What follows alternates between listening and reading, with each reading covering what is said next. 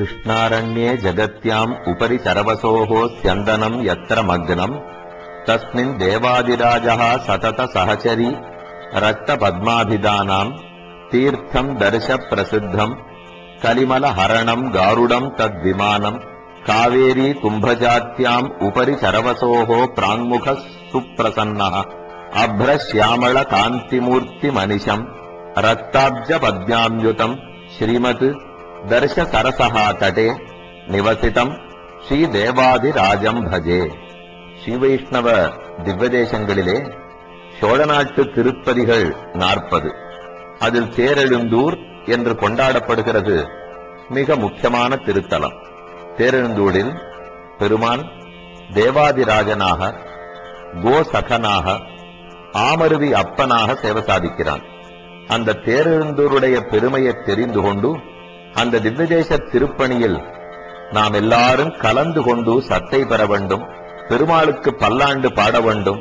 அவனுடைய கோயில் பழைய பொலிவோடும் சிறப்போடும் புனருத்தாரணம் செய்யப்பட்டு சம்பிரோக்ஷணம் செய்யப்பட்டு அடியார்கள் எல்லாருக்கும் அருள் பாலிக்க வேணும் என்கிற பிரார்த்தனையோடே ஓரிரண்டு வார்த்தைகள் இந்த திவ்யதேசத்தை பற்றி உங்களோடு பகிர்ந்து கொள்ளுகிறேன்.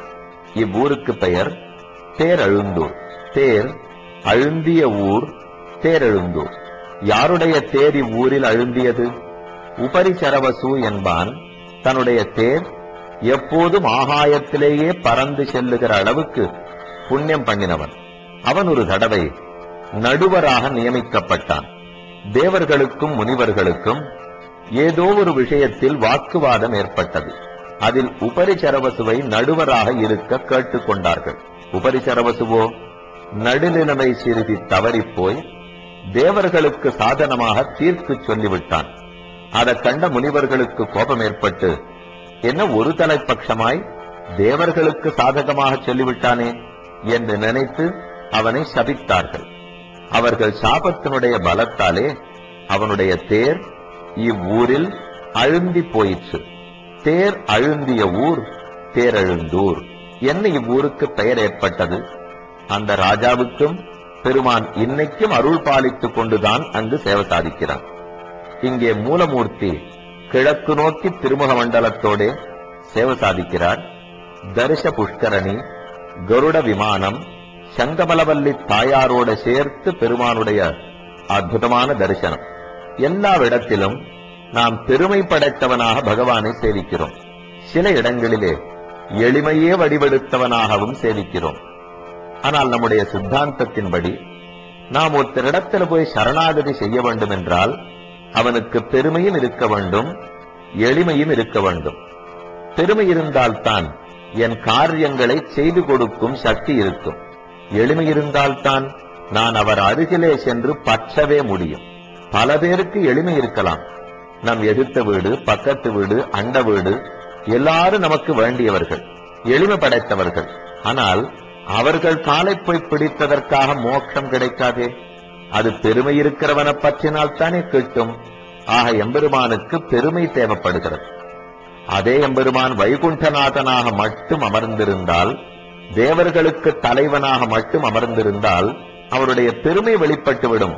ஆனால் நான் சென்று கிட்ட முடியாதே, எனக்கு எட்டாக்கனியாக இருந்து விடுகிறான். ஆகையாலே அவனுக்கு எளிமையும் தேவைப்படுகிறது. ஓரோரிடத்தில் பெருமையோடே, ஓரோரிடத்தே எளிமையோடே சேவை சாதிக்கலாம். ஆனா தேவாதிராஜனாக பெருமையோடும் மருவி அப்பனாக எளிமையோடும் இப்படி இரண்டு முக்கியமான கல்யாண குணங்களோட பெருமான் சேவை சாதிக்கும் ஊர் தேரெழுந்தூர். அது எப்படி ரெண்டாகவும் பெருமாள் இருக்கிறார்? எப்படி தேவாதிராஜனானார்? அவரே எப்படி மருவி அப்பனானார்? இது ஒரு சுவையான கதை. பாகவதம் முதலான புராணங்களிலே சொல்லப்பட்ட கதை. எம்பெருமான் கண்ணனாக அவதரித்து கோகுலத்திலே வாழ்ந்து கொண்டு வந்தபோது நிச்சலும் காலை எல்லா பசுமாடு கன்றுகளையும் ஓட்டிக் கொண்டு தான் இருக்கும் கோகுலத்திலிருந்து மேய்ச்சல் காடான பிருந்தாவனத்துக்கு செல்வன். அங்கு போய் மாடு கன்றுகளை நாள் முழுக்க மேய்த்து முடித்துவிட்டு தன் புல்லாங்குழலை எடுத்து ஊதினால் எல்லா மாடு கன்றுகளும் கண்ணன் பின்னே ஊருக்கு ஒழுங்காக ஓடி வந்துவிடும். திவத்திலும் பசுநரமைப்பு உவர்த்தி செங்கனிவாயங்கள் ஆயர் தேவே என் ஆழ்வாரும் பாசுரத்திலே தெரிவித்துள்ளார். அப்படி பெருமானுக்கே மாடுகன்றுகளை மேய்ப்பதில் ஆசை. ஒரு நாள் இப்படி அவன் மேய்த்துக் கொண்டிருக்கும் போது மாடுகன்றுகளை ஒரு இடத்திலே விட்டுவிட்டு யமுனைக்கரையோரத்துக்கு கண்ணன் சென்றான். அப்போது பிரம்மா நான்முகக் கடவுள் அத்தை கண்டார். எல்லா மாடுகன்றுகளையும் கண்ணனிடத்திலிருந்து மறைத்து, இப்போது நாம் தெற்கு கோடியில் சேவிக்கிறோமே தேரெழுந்தூர், இவ்வூருக்கு அழைத்து கொண்டு வந்து விட்டாராம். கண்ணன் திரும்ப வந்து பார்த்தவன் மாடுகன்றுகளை காணாமல் என்ன நடந்ததுங்கிறதை நிமிஷப்பொழுதில் பொடிந்து கொண்டான். மாடுகன்றுகளை தேடிக்கொண்டு வருகிறா போலே தெற்கு நோக்கி வந்தான். அப்போது பிரமனும் பெருமானை அடிபணிந்து, இந்த ஊரிலேயே நீ சேவை சாதிக்க வேண்டும் என்று பிரார்த்தித்துக் கொள்ள, அப்போது தேவர்களுக்கெல்லாம் அரசனாய் தேவாதிராஜனாய் இந்த ஊரிலே கோயில் கொண்டான் எம்பெருமான். தேவர்களுக்கு தலைவன் இந்திரன், இந்திரனுக்கும் தலைவன் பிரமன்.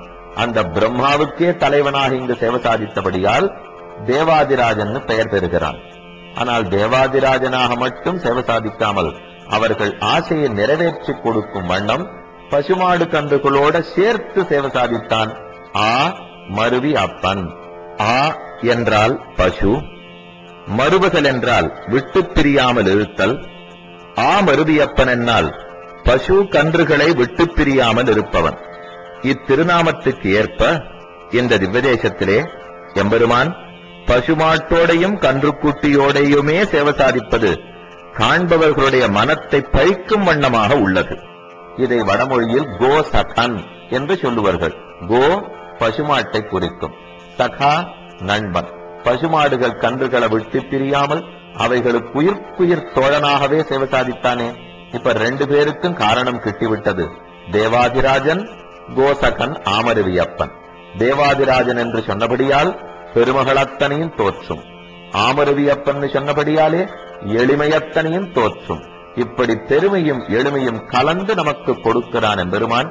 பாலும் சர்க்கரையும் கலந்தாற்போலே இரண்டிரண்டாக கலந்து கொடுப்பதிலே வல்லவன் அந்த தேவாதிராஜன்.